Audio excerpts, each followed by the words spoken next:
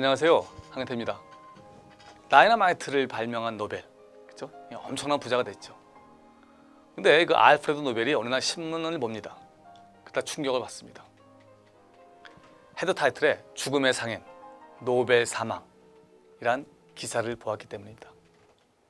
프랑스 칸느에 살고 있던 동생의 죽음을 착각한 어떤 기자가 오보를 낸 겁니다. 오보를. 잘못 기사를 낸 거죠. 하지만 별것 아닌 사건에 이 사건 때문에 그는 자신의 삶을 돌아보게 됩니다. 그저 돈을 많이 버는 것보다 무언가 의미 있는 일을 해야겠다라는 생각을 하게 됩니다. 그 결과 노벨상을 만들게 된 겁니다. 오늘 소개할 책 사람은 어떻게 죽음을 맞이하는가는 말 그대로 죽음에 대한 책입니다.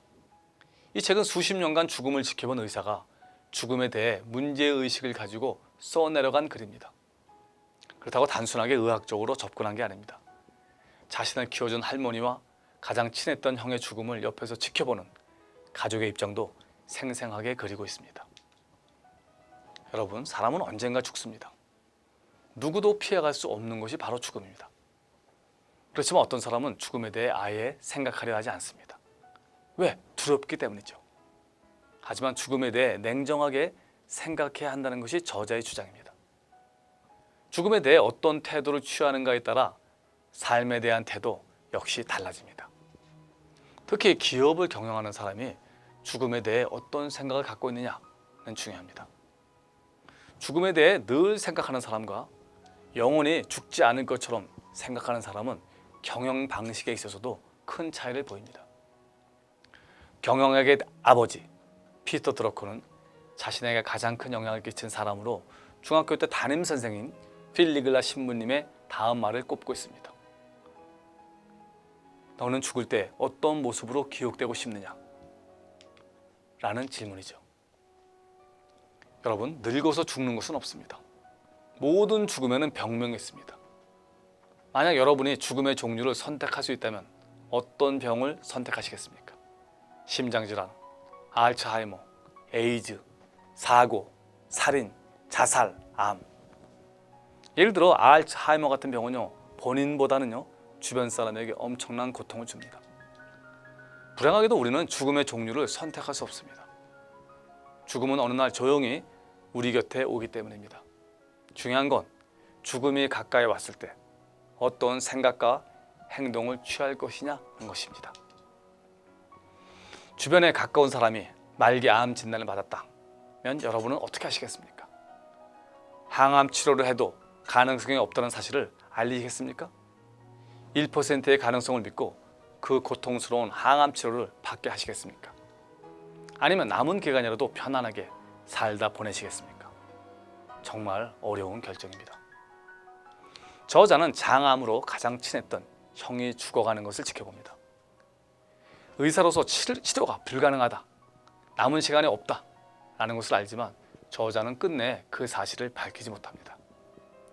항암 치료를 하면 낫는다고 믿었던 형은 회복되리라는 근거 없는 희망을 버리지 못한 채 고통 속에서 세상을 떠납니다. 죽음을 받아들이고 준비할 시간을 주지 못했던 것이죠. 이 일 때문에 저자는 큰 후회를 하게 됩니다. 그는 이렇게 말합니다. 내게 마지막 시간이 찾아온다면 생을 좀 더 연장하기 위한 헛된 노력 따위는 하지 않을 것이며 그로 인한 공연한 고통은 더더욱 받지 않을 생각이다. 죽음은 거스를 수 없는 자연의 섭리이기 때문에 받아들여야 하며 나는 우아하게 죽고 싶습니다. 그런 의미에서 우리는 마지막 시간을 어떻게 보낼 것인지 늘 생각해 보아야 합니다.